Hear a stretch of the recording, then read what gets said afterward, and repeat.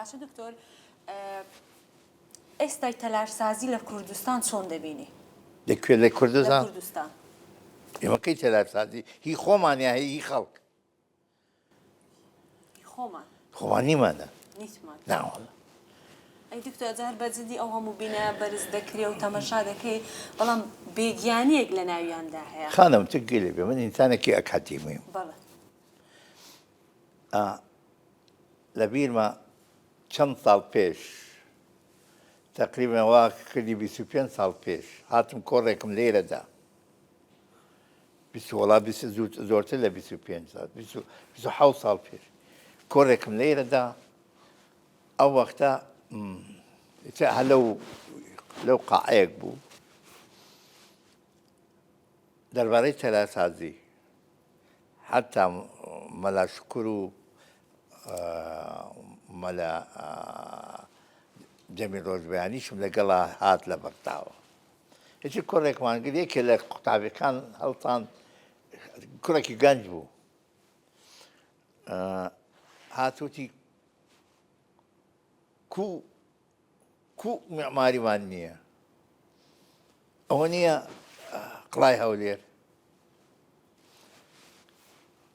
منی شوتم باشە ئێستا تەوزیحت بۆ دەم قڵای هەولێر ساختمانەکانی بە حەقەت 200 ساڵە 300 ساڵە بەڵام کوردی نییە ئەبەدا هی ئەمە نییە لە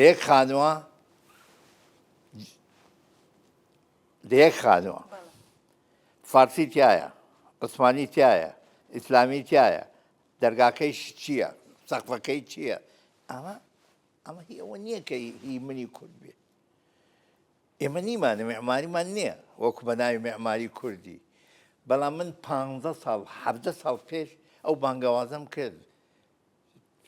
جەماعەت دەست ڕۆیشتوان با ئێمەش بووینە خاوەنی یەکەمین هەنگاوی تەلارسازی یەکێ لە شەقامەکانی هەولێر یا سلێمانی یا دوهۆک تەرخان کرد بۆ ئەوەی کەوا بە 5-6 مەرج 1 2 3 4 5 6 7 هەر بچەنێک هەر کەسی ساختمان لێراکە شارەوانیە بێ ئیجازەی نەدا ئیلا بەم 5 مەرجە نەبێت میلەتانی تریش وا دەستیان پێ کردەوە وا دەستیان پێ کەس هەرگای لێ نەکرد ئێستاش درەنگ نییە ئێستاش دەتوانین ئەو کارە بکەین کە ببینە خاوەنی یەکەمین هەنگاو یەکەمین هەنگاوی شتێک دەستپێکێکی هەیە بەڕاستی ئەوجا چەندی زوو دەستپێکی باشترە لەوەی چەند ساڵی کەی بەسەردا بڕواتە من تقریبا ئەتوانم بڵم 90 ساڵ پێش دەست پێ کرد ئەم بانگەوازم کرد